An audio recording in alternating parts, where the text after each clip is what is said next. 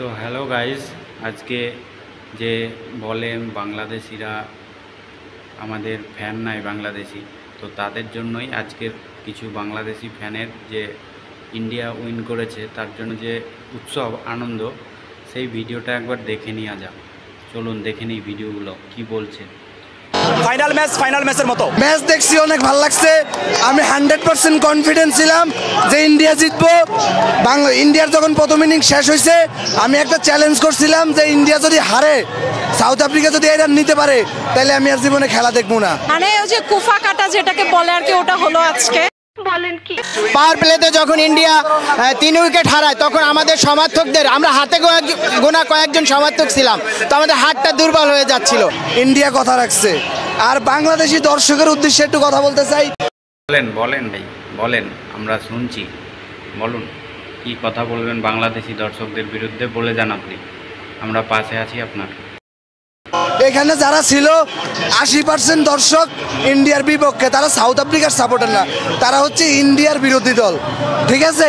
তো এই মানুষগুলোর উদ্দেশ্যে আমার একটা কথা আছে, আপনাদের যে যক্ষা হয়, কাশি হয়, তারপরে চাউল ডাউল যা কিছু লাগে সব তো ইন্ডিয়া থেকে আনেন। আপনারা বলেন যে আপনারা টাকা দিয়ে আনেন, মাগনা আনেন না, তো টাকা দিয়ে যেহেতু আনেন, আপনারা ইন্ডিয়া থেকে আনেন না, আপনারা অস্ট্রেলিয়া সাউথ আফ্রিকা থেকে আইনা খাইবেন। আপনারা ইন্ডিয়ার নাম শুনতে পারেন না, ইন্ডিয়ার কোনো কিছু খাইবেন না, সাউথ আফ্রিকা অস্ট্রেলিয়া। शाबाश बेटा, बहुत बढ़िया।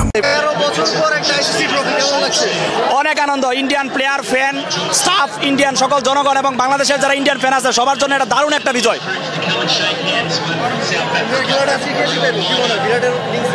বিরাটের ইনিংসটা অবশ্যই গুরুত্বপূর্ণ, আর বিশেষ করে জাসপ্রীত বুমরার যে বল, আনপ্লেয়েবল, খেলাই যায় না ভাই, অসাধারণ বল। ইন্ডিয়ার সাপোর্ট খুবই ভালো লেগেছে। মানে ওই যে কুফা কাটা যেটাকে বলে আর কি, ওটা হলো আজকে। আর ম্যাচটা তো শুরু থেকে শেষ পর্যন্তই মানে বোঝা যাচ্ছিল আসলে রেজাল্টটা কি হবে। শুরুতে ইন্ডিয়া ব্যাটিংটা ভালো ছিল, দেন পরপর উইকেট পড়ে যাওয়ার পরে বেশ ভালো একটা রান নেওয়ার, কিন্তু তারপরে মনে হচ্ছিল সাউথ আফ্রিকা জিতবে, বাট লাস্ট মোমেন্টে এসে ইন্ডিয়া কামব্যাক করলো। খুবই ভালো একটা ম্যাচ, অবভিয়াসলি। যখন অক্ষয় প্যাটেল বিশেষ করে যখন ম্যাচটা ধরে পরে হিটিং খোলে, ম্যাচটা বড় করছে, বিশেষ করে এই ইন্ডিয়া ওয়ার্ল্ড কাপ ফাইনাল গেমটা জেতার বিশেষ করে বড় অবদান আমি বলবো যে অক্ষয় প্যাটেল, বিরাট কোহলি, জাসপ্রীত বুমরা, হার্দিক পান্ডে, এই কজনের বিশেষ করে। হ্যাঁ, তো আমি বলবো যে গুড গেম। ইন্ডিয়ার কাছ থেকে অনেক কিছু শেখার আছে বাংলাদেশের, বিশেষ করে ব্যাটিংটা শেখার আছে। হ্যাঁ, দাদা যেটা বলছে বাংলাদেশি প্লেয়ারদের উদ্দেশ্যে বা বাংলাদেশি ফ্যানদের উদ্দেশ্যে, সেইটা করে যাও ভাই। সেইটা না করলে তোমরা এই ফাইনাল মানে সেমিফাইনাল তুলতে পারবাই না। ওই সুপার 8-এ 3 ম্যাচ গোল্লা 0-0 করে বাড়ি চলে যাবা। এই দাদাটার কথা অবশ্যই মানার চেষ্টা করো একটু, ঠিক আছে? কারণ ইন্ডিয়া যখন আমাদের, আমি বাংলাদেশের যে আপনার নকআউট পর্বের গেমেই বলি, আফগানিস্তান বাংলাদেশ, যখন আমাদের 12 ওভারে 116 রান দরকার, তখন কিন্তু আমরা ওই রান তাড়া করে ভালোভাবে এগোচ্ছিলাম। হ্যাঁ, সেমিফাইনালে যেতে পারতাম। তো এটা আমাদের খুব বেদনাদায়ক, কষ্টদায়ক। হ্যাঁ, আমরা আসলে খুব মানে কি বলবো, মর্মাহত। হ্যাঁ, মানে 12 ওভার তো পারিনি, 20 ওভারে পারিনি, মানে এটা দুঃখজনক, এটা ভাগ্যের ব্যাপার। হ্যাঁ, দেখেন যে এই আফগানিস্তান আপনার 20 বছর ধরে ক্রিকেট খেলে, তারা T20 ওয়ার্ল্ড কাপের মতো একটা গেমে তারা সেমিফাইনাল খেলে ফেললো।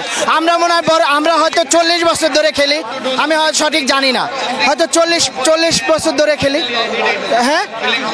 হ্যাঁ, ধরেন যে আপনার 25 বছর, তাও তো ওদের চেয়ে 5 বছরের অভিজ্ঞতা বেশি, তাহলে আমরা কেন পারলাম না? যাওয়ার হয়ে গেছে, এখন থেকে খেলায় কনসেন্ট্রেট দাও এবং খেলার প্রতি আরও আগ্রহ বাড়াও।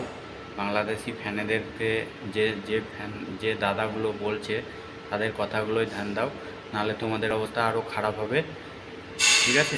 এই বলে আমি আমার ভিডিওটাকে সম্পন্ন করছি। থ্যাংক ইউ, চলো বাই বাই।